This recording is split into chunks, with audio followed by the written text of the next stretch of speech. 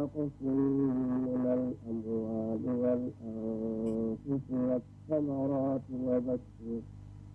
وبشر الصابرين الذين إذا أصابتهم مصيبة قالوا إنا لله وإنا إليه راجعون.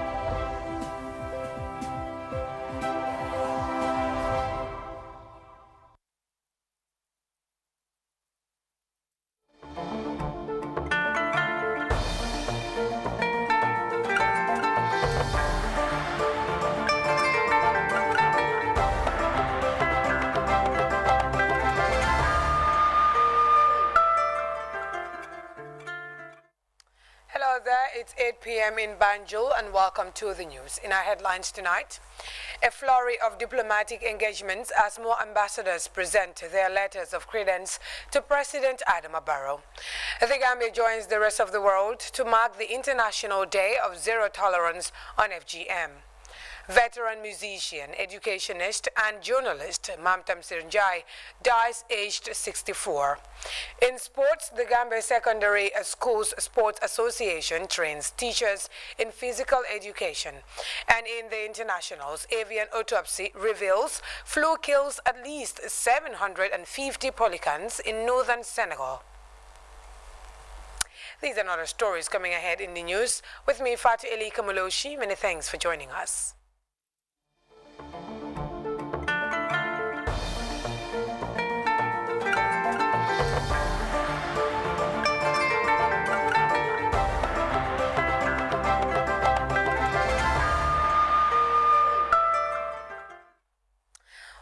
Welcome to the news, and it's good to have you with us. Now we begin this bulletin with news from the presidency as more ambassadors continue to present their letters of credence to President Adama Barrow. The ambassadors designate of Serbia and the Islamic Republic of Pakistan were at the State House for the formal ceremonies which officially mark the beginning of their tenure as diplomats accredited to the Gambia. As we hear in this report by Mamadou Jallo, the diplomats pledged to further augment the existing beneficial ties between their respective countries and the Gambia.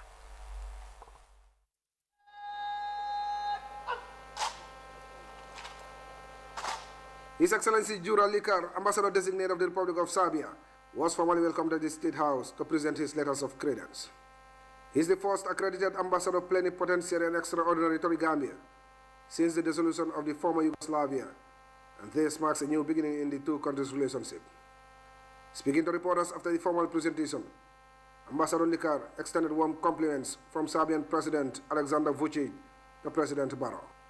I'm very happy that I had that honor to present my credentials to the President Barrow, and during our conversation we focused on the ways of improvement of relations between our countries. There are a lot of possibilities in different areas, but we will focus on developing of economic cooperation between our two countries. Also in the field of education, because the Republic of Serbia offers scholarships for the students from Gambia. The Serbian ambassador is based in Dakar, also accredited to several other West African countries. Next came the High Commissioner Designate of the Islamic Republic of Pakistan, His Excellency Ali Ahmed Arain.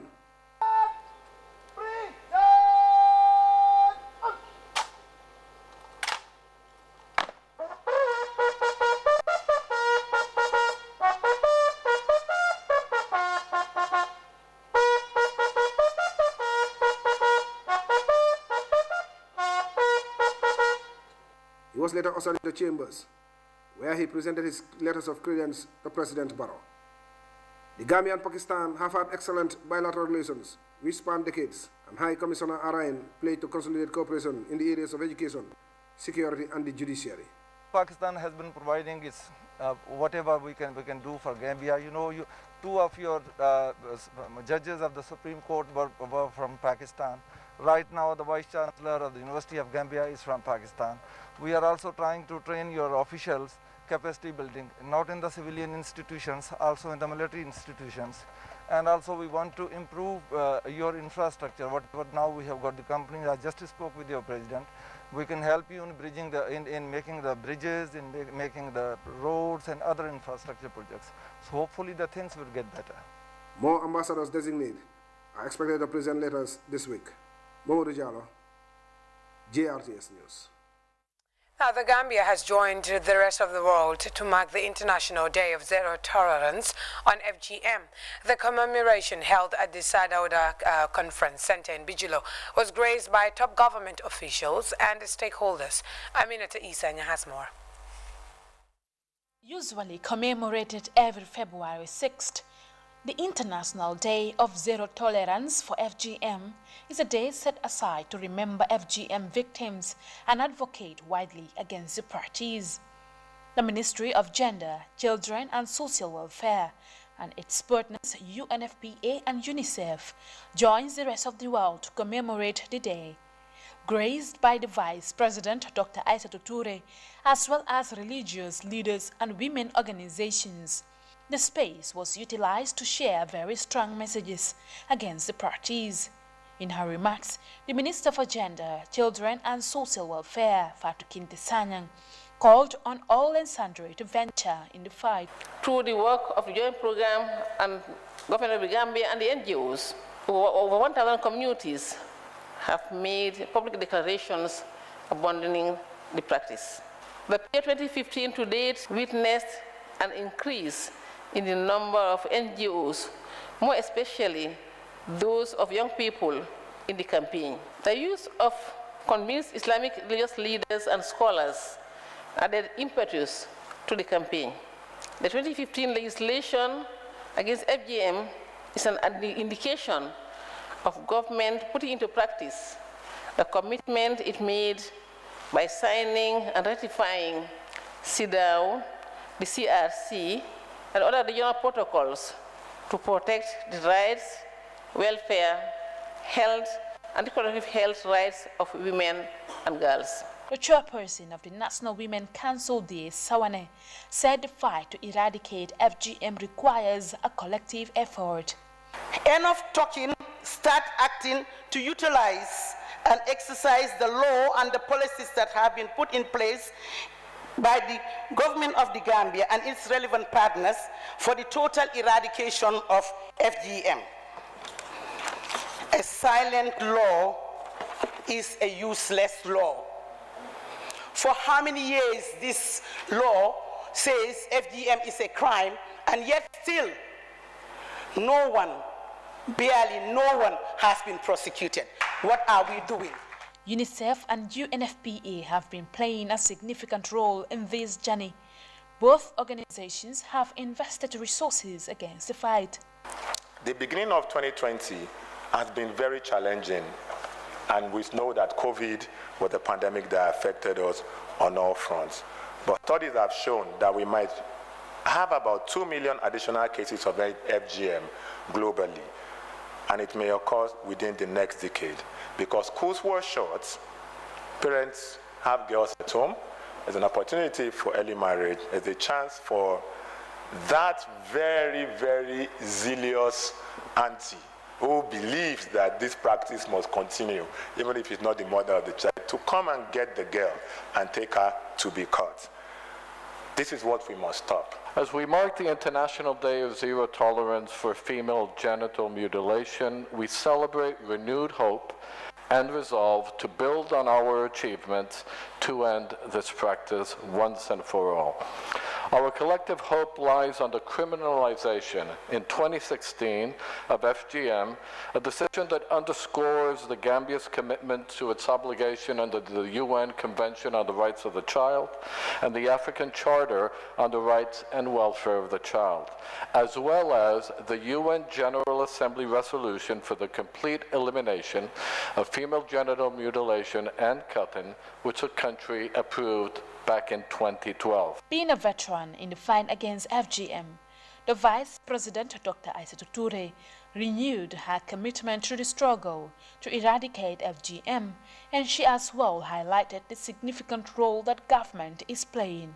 In the Gambia, a lot has been done to end female genital mutilation and other harmful practices. Years of sustained advocacy by NGOs and CSOs in partnership with government and our development partners has yielded dividends. FGM and other harmful practices are prohibited by law. The government has passed laws and policies that promote and protect the rights of women and children in the Gambia. There was a highlight of spoken word performance by a young gender advocate. When I saw on the news a woman who lost her life while giving birth because she was genitally mutilated, that was the end for me because my heart was in pieces. Stakeholders hope that everyone ventures in the struggle to end the practice. This, they believed, will yield a bigger result. Aminata Isanyang, GRTS. And a piece of sad news, a veteran musician, educationist and journalist by profession, Mam Tamsir Njai, has died today, Thursday, at age 64. Njai takes a look at the illustrious career of a man many said lived a worthy life. Wednesday in the Gambia as the public wakes up to the shocking and sudden demise of veteran teacher, singer and cultural icon Mam Tamsir Njai. Gone for eternity, Mam Tamsir was one of the last remaining figures from a dynamic generation of Gambian artists whose works and legacy continues to shape the country's cultural scene. The musical doyen, who is also a retired professional teacher, began his music career in the early 60s as a young schoolboy in the capital city Banjul. His love for arts and culture quickly took him stardom with a melodious voice that became a defining mark for Gambian music. Promoting Gambian music and culture both at home and abroad, Mam Tamsir Njai successfully released several albums which he used to promote his passion for educational development. Such records like Jangalen underscored the importance of education, especially for the girl child.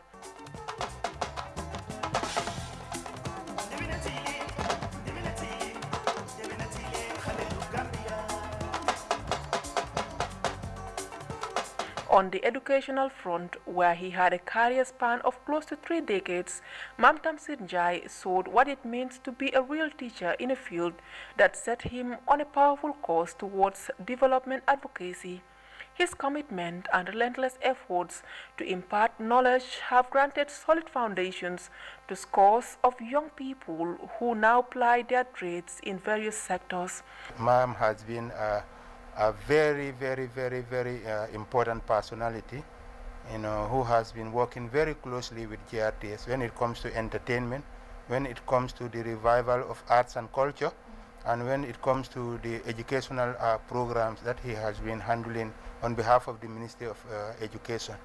So we've really lost an indefatigable personality who has been very steadfast, very determined, and very patriotic. He's hardworking and dedicated to whatever he does. Whenever he has a program to record or edit, even if it requires spending the whole day here, he will stay and do his work. I really miss him, and I will miss him forever. He is a real gentleman. The renowned Gambian artist has also worked at the Ministry of Education as a senior education officer. Those years at the ministry helped to shape a robust educational development focused on a robust nationwide impact. Until his demise, Mam Tamsir Njai hosted the weekly Fisheries and Water Resources show on GRTS, where he invites authorities to engage and educate the masses on fisheries development.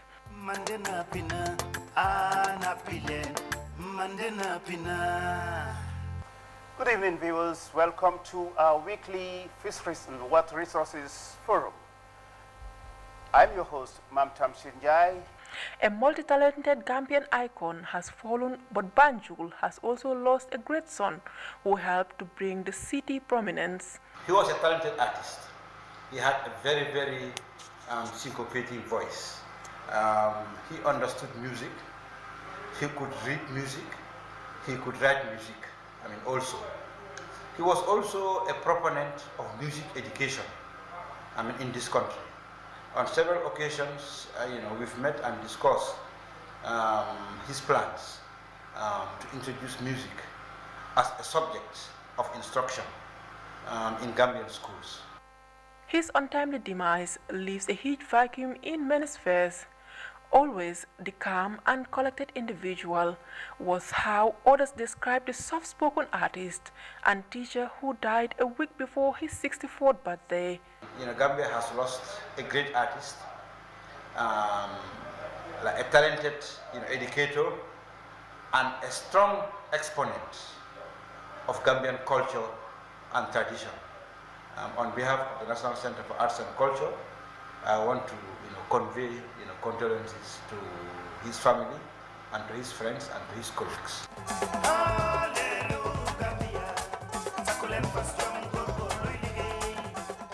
May his soul rest in peace. Omenjai, GRTS. May his soul rest in perfect peace. Now, the National Assembly has continued the oversight functions of scrutiny to enhance accountability and transparency in public institutions and agencies. Aissatou Jata Gassama reports the National Assembly's Public Enterprise Committee on Tuesday received the 2019 Audited Activity Report and Financial Statement of the Public Utilities Regulatory Authority, PURA. The Public Utility Regulatory Authority returns to the Parliament as promised to deliver its lead activity and financial report before the Public Enterprise Committee. The authority's annual activity report and financial statement for 2019 catalogues the institution's operations, documenting challenges and achievements for the year under review. PURA also makes it very plain that if action is taken against a service provider, those actions are guided by law. And if the parties are aggrieved, they can still resort to that law to get redress. This has happened in the past with some service providers, and in the end, they chose to negotiate out of court, which PURA also is amenable to. Deputies had earlier granted the institution more time to submit its spending activity and financial statement for review after PURA's failure to deliver the document on time. The government regularized the international voice gateway for the telecommunications service provider. This was a condition of the World Bank as part of the $35 million grant to the government of the Gambia in the year 2012. A key component of the liberalization of the international voice gateway was to have a traffic monitoring network in place to ensure and provide revenue assurance for international voice traffic. As at 31st December 2019, $62,688,045, compared to December 2018, $50,069,616. Other income is $50 million as at December 2019, $50,259,836, compared to December 2018, $8,057,133. Gives a total income of $77,947,881 for December 2019, compared to December 2018, $61,126,749. The external auditor, however, noted some observations outlining several irregularities in the PURA report. Honorable Chair, A. Fuel purchases not captured in the logbook defeat the purpose of using the logbook because If purchases are not captured, the records are inadequate for monitoring and control purposes. Admin assistant responsible for making the entries. However, the coupon counterfoils are always available to confirm receipts and issues of fuel stock.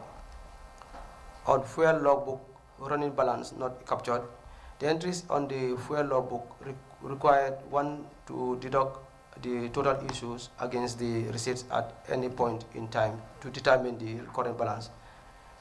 The procedure of showing running balances has since been introduced in the year 2020. The Public Utility Regulatory Authority will return to the Assembly chambers on Thursday for continuation of the National Assembly scrutiny. Aissatou Jatta Gassama, GRTS. And could this be the future for the Gambia in waste management?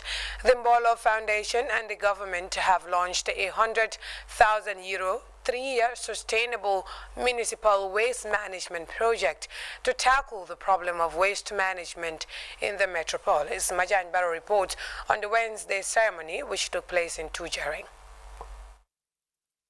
Management is a persistent problem of the metropolitan Gambia, particularly the West Coast region and the Kanifi Municipality Council. Indiscriminate waste dumping and the lack of regular waste collection system are blamed for the situation. Several attempts by authorities to challenge the situation for the better yield little results, but Malan Sambo, the chairman of the Mbolo Association, is optimistic that the launch of the €100,000 waste management project will be a difference in containing waste management challenges in the city. The Gambia can be a model in Africa in terms of waste treatment, not only moving waste from one side to another. Let's try to protect our people walking beside or around the waste. We have to dignify that job. We have to dignify it. How can we do it? People can become environmental agents. Yes, these funds are for that. It's there to prepare the ground. Officials from the three respective area councils, the Deputy Mayor of Banjul City Council, Deputy Mayor Kanifi Municipal Council, and the Manager of Environmental Health Brikama Area Council all emphasized their council's commitment in addressing the issue of waste management and appeal to the online ministries to support the project. Waste management is a challenge and it's everybody's business. That's why we are very interested to be collaborating with these stakeholders and we want to work together. That's why we are pushing a lot to make this thing a success because our chunk of our monies from the municipalities goes to waste management and still now we don't have any solution on it. The Deputy Permanent Secretary at the Ministry of Environment, Alaji Manjang, said the waste bill that his ministry has been working on for many years is about to be enacted and will go a long way in supporting the realization of the objective of the waste management project, adding that Mbolo Association and partners should forward their efforts to other councils.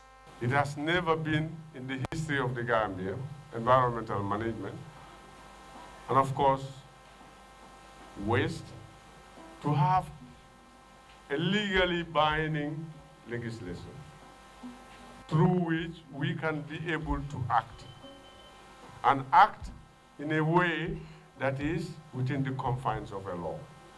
David Gomez of the Ministry of Lands calls for attitudinal change of the peoples towards waste management, adding that 3 pieces of lands within the councils are identified by his ministries for possibly waste management sites. Anybody living within the greater Banjul area have had enough of what has happened and what continues to happen in Balkote.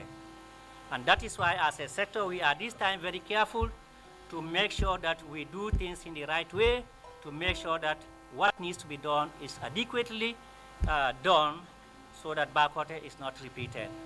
With the launch of the 3-year €100,000 waste management project, the Gambia has just had a glimpse of that great feature it is working towards in waste management. Majan Barrow for GRTS News. And now, the Director General of the Gambia Immigration Department, Sidou Toure, has embarked on a countrywide tour for the second time since his appointment in November. Babukar Kamara reports the monitoring exercise is designed to gather first-hand information on the state of affairs of the immigration facilities and the challenges of personnel on postings. It is the second countrywide tour by the Immigration Director General since his appointment in November 2018. The vision to constantly monitor his personnel has ignited an order journey to a department charged not only to dispense immigration matters, but more so solidify discipline amongst its various ranks, as manifested in this brief parade inspection. The delegation's first visit was at Barra, where the immigration DG was granted with a guard of honor, which will later become a norm in his tour. But behind the spectacle and commitment of his men to deliver on their vision and strategy lies the message. The purpose of the tour is to visit, immigration formations to know at least firsthand what are the real challenges, more especially in relation to the implementation of our 5-year strategic plan. Last year, based on the COVID restrictions, we were unable to come on a tour. I last came here in 2019. The whole of 2020, we are unable to conduct this tour. So this year, we deem it prudent that we should go and reach out to our colleagues out there. Not only the immigration, we also want to encourage the existing cordial working relationship between the sister services operating at various border of entry points. The delegation later visited Amdalai, Kerjien, and Nungu Kebe stations with critical interactions on border security, limited mobility, and office space. Later discussions held at the governor's office between Deputy Governor Musa Kante and the delegation focused on the need to provide a one-stop shop for all immigration matters. That where you have a license, all your immigration documents will be one stop. This is my dream. The delegation's engagement ended with later visits at Farafenni and Ker Ayu border post, where the new migration information data analysis system is installed to improve border security. His tour continues. Babukar Kamara, GRTS. Also touring the country is the National Assembly Select Committee on Health and Humanitarian Relief. They are visiting disaster hotspots and COVID-19 treatment centers across the country. Fatimata Cham reports day 2 of the exercise took the NAMS to the Edward Francis Small Teaching Hospital in Banjul. On day 2 of the tour by the parliamentarians, the story remains the same. And in the West Coast region, Jambar Sane remains an eyesore and a disaster hotspot in the region, exposing the community to much environmental and health risks. For many people here, though, everything is all too normal. The problem here is, however, a huge one. Starting from where the flooding starts in Jambar Sane, so the water that flows from the main crossma over there around Kembuji, that road is slopey. The number of kilometers that was earmarked for this particular drainage was supposed to go up to 2 or 3 kilometers. But because there was a funding gap, rubbish can be seen indiscriminately dumped in the canals, disrupting the flow of water. Projects supposedly meant to address this problem are apparently not doing enough. Visibly dissatisfied, the National Assembly Select Committee members murmured tough measures to address the vulnerability of these communities and get all the relevant stakeholders to put hands on deck. I engage in a fact-finding mission. At the end of the exercise, we are going to meet as a committee, prepare a report which will have some recommendations for action, both for NDMA, for other agencies of the state. As the country battles with a second wave of COVID-19 infections, the committee is visiting treatment and testing centers. At the Edward Francis Small Teaching Hospital, officials say measures and mechanisms have been put in place to adequately manage COVID-19 patients and halt the spread of the virus. With the upsurge and the second wave, of course, the hospital arrangements as an institution have been sensitize and strengthen, and for the arrangements with infection control, with security, and the rest of them. So there is a team that works, and there is a focal person basically in each of the different sections or wings of the hospital. Acknowledging that the country's main referral hospital has put up a respectable response to the global pandemic, the COVID-19 coordinator at the Banjul Hospital highlighted challenges facing the response process. Yes, there are challenges. And these challenges is one motivation for the junior staff. I think is very important because these are the ones who are doing a bulk of the job, and it's very risky. The other challenge is more like just making sure, because we have oxygen. Oxygen has continuously been given.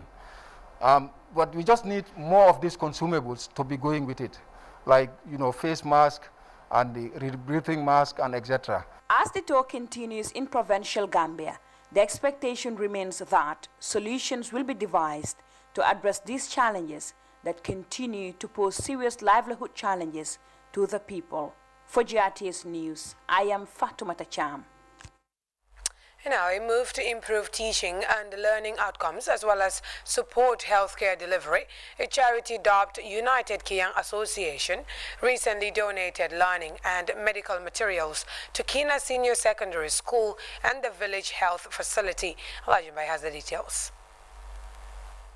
United Kiang Association is a charitable organization comprising members who are natives of Kiang districts residing in the Gambia and UK. The gesture benefited Kayaf, Quinella, Nyoro Jataba, Keneba and Karantaba Senior Secondary Schools, as well as Kayaf, Kolior, Quinella and Karantaba Health Facilities. Speaking at the handing over, the representatives of the association in the Gambia and the diaspora said the association was established to complement government's development efforts in the area. Citizens should be resourceful. Citizens should be able to help the government in augmenting the efforts. And on our side, it is most necessary, because if you look at Kiang, Kiang is one of the less developed regions in the whole country. But there's no government in this world who can do everything for his own people. So with that, we say, let's help our people, come together, help our government and our own people. So that's the main cause of this initiative. The Regional Education Director for Lower River Region, Momodu G. Jallo, and the Senior Administrative Officer at the Regional Health Directorate, Lamin Sise, both thanked the donors for the gesture, saying the donation will enhance service delivery in schools and health facilities. Recently, we are trying to move out from just collecting raw data of enrollment, but we want to track every student in our sector. And when I say every student, I'm referring to both conventional and the madrasa. And these computers would help us in a long way of achieving that goal. We definitely value this material. The facilities that you selected are also very important in our healthcare delivery. Because as I mentioned earlier, our biggest challenge in the Ministry of, just like any other institution, is the constraint that we have in service delivery. Some of the items are not enough, especially in regards to bed sit. So most of the facilities, when you admit patients, when they are going, sometimes they accidentally pack our seats and they go with it. The principal of Kayaf Upper Basic and Senior Secondary School, Modu Bite, appealed for scholarship packages for young school graduates from Kiang to attend college and university. Retaining certain teachers is always a problem. We discovered that even some of the Kiankas don't want to come to Kiang. Then there is a need to build up our own human resources. We will not leave it in your hands, but we as custodians of education in this region will also play a role. With time, we will pray and work together, so that if there is a possibility of establishing a scholarship trust fund to award scholarship to our graduates, to the university and to the college, so that we can condition them that upon completion, they will come back and serve in Kiang. The association also organized an annual cultural day in UK, dubbed Kiang Chosan Day, to enlighten their children in the diaspora about the culture in Kiang and to raise funds for development activities back home. Alajimbai, GRTS News. With that, we take a short break. Sports news is up next. Do stay. Afriphone is back in a brand new style. Africell, the biggest and the best GSM operator in the Gambia, is setting trends once again. Get an Afriphone for $350 is only and receive 1 hour of free talk time spread over 3 months. $350 is only. You can get a dual SIM phone with a wireless FM radio, memory card slot, internet access, long-lasting battery, and 1 hour of free talk time. Where Africell goes, nobody dares to follow. Africell is setting trends once again. I'm sure you still love WhatsApp, Facebook, Instagram, Twitter, Snapchat, and Viber. Your favorite GSM operator, Africell, knows this. That's why you can now enjoy more at the same price. Activate the social media bundle and be online for 24 hours for $10 is only. Hello! Activate the social media bundle for $10 is only and receive 40 megabytes. Where Africell goes, nobody dares to follow. Cheapest phone in the Gambia, Afriphone. More than 60 PE teachers have completed what was called a 3-day-long intensive training in football and athletics, designed to equip the participants with the required skills and techniques for effective teaching and learning of physical education in schools. The exercise was convened by the Gambia Secondary Schools Sports Association and partners. Well, we'll take our second break, and when we return, we take a look at some news beyond our borders. Stay.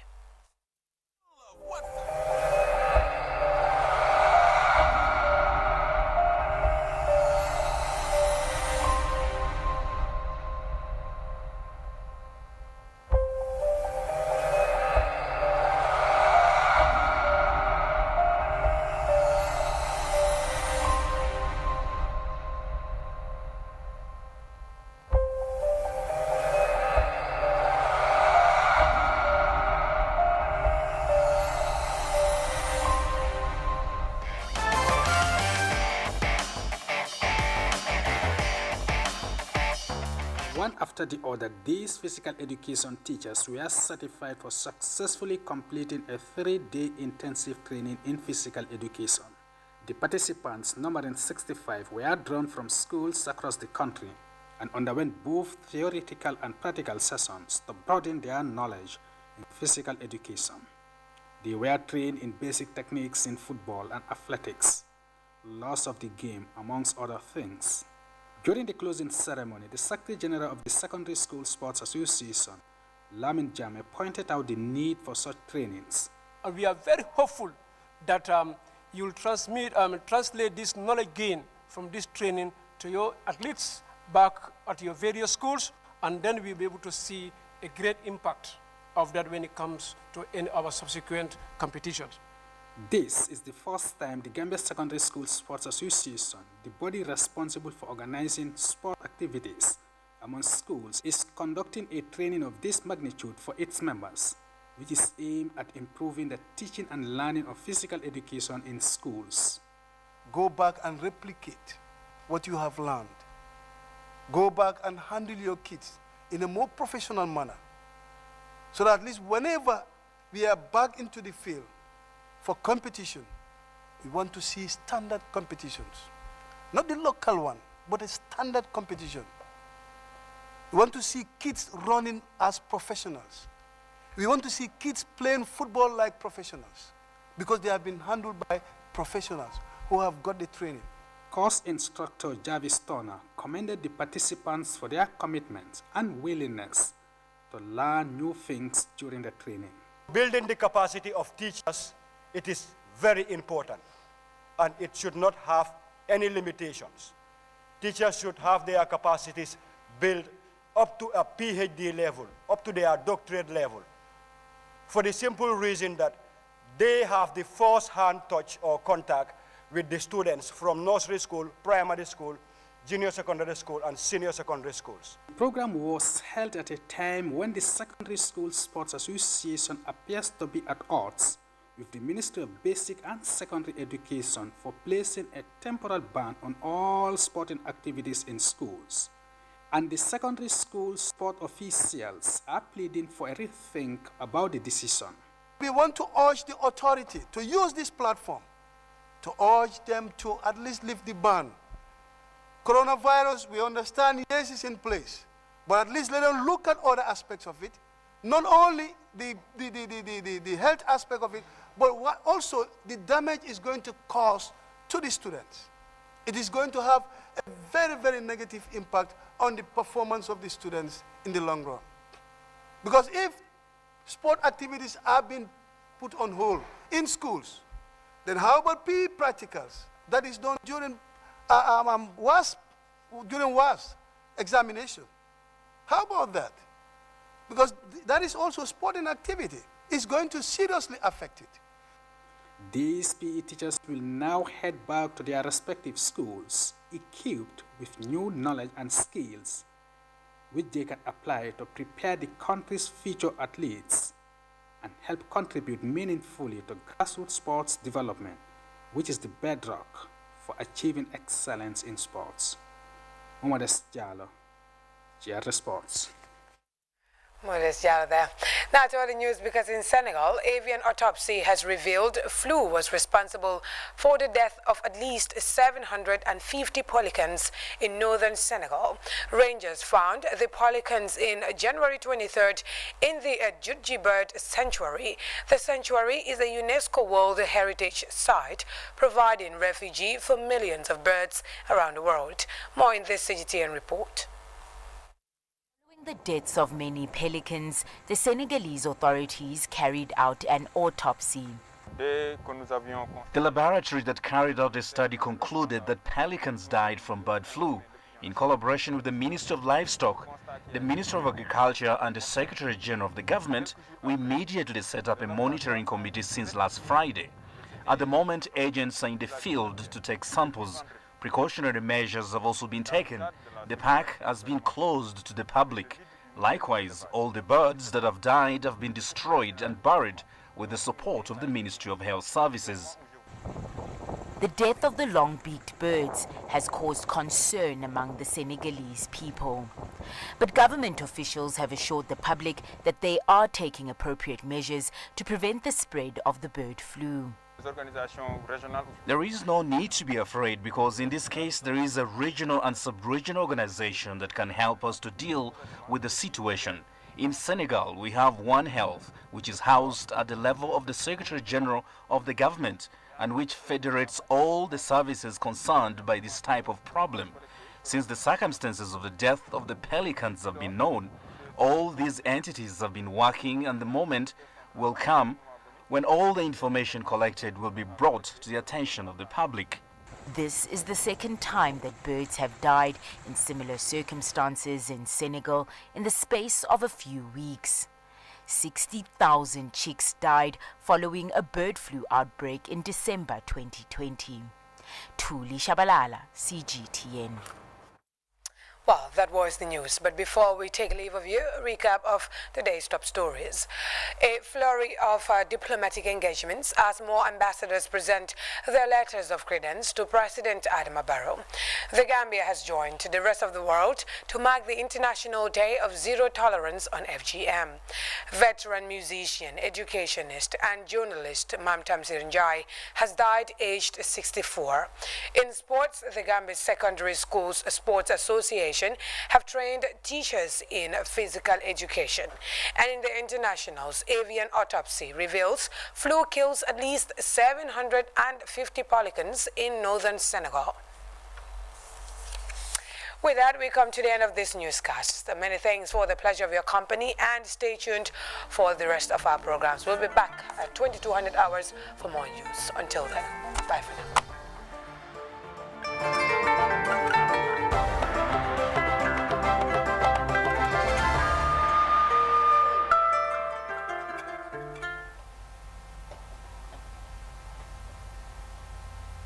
Hello, good evening, viewers. Welcome to the weather update from the Central Forecast Office. I'm your presenter, Mariam Jo.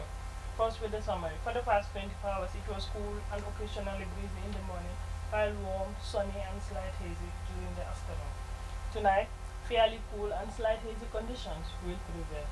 Tomorrow, cool and occasionally breezy conditions are expected in the morning, while warm and slight hazy during the afternoon. Surface wind flow will be northerly over the coastal area and northeasterly over the inland area, with speed ranging from 5 to 20 kilometers per hour. Minimum temperatures are expected to be 19 over Greater Banjul area, 20 over West Coast, 16 over North Bank, 22 over Lower River region, whilst the rest of the country records 21 degrees Celsius. As we move to the afternoon, temperatures will increase to 35 over Greater Banjul area, 37 over West Coast, 38 over North Bank and Lower River region, while Central records 39 degrees Celsius and Upper River records the highest of 40 degrees Celsius. For the morning day forecast, low tide will be 0.3 meters at 3 a.m., 0.2 meters at 4 p.m., whilst high tide will be 1.6 meters at 10 a.m. and 1.9 meters at 10 p.m. Waves will be 1 meter high, northwesterly swells. The sun is expected to rise at 7:30 and set at 9 minutes after the hour of 7 in the evening. That's all we have for you from the Central Forecast Office. You have a pleasant evening.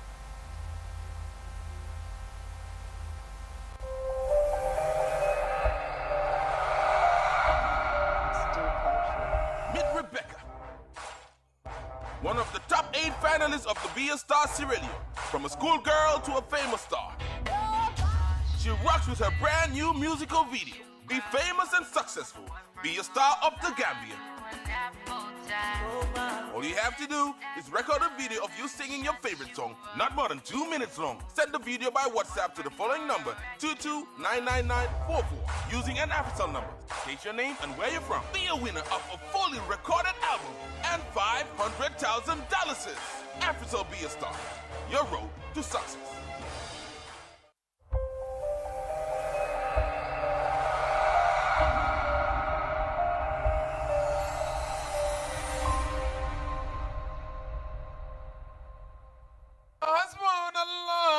ونعم الوكيل ونعم المولى ونعم النصير حسبنا الله ونعم الوكيل ونعم المولى ونعم النصير. أعوذ بالله من الشيطان الرجيم. بسم الله الرحمن الرحيم. السلام عليكم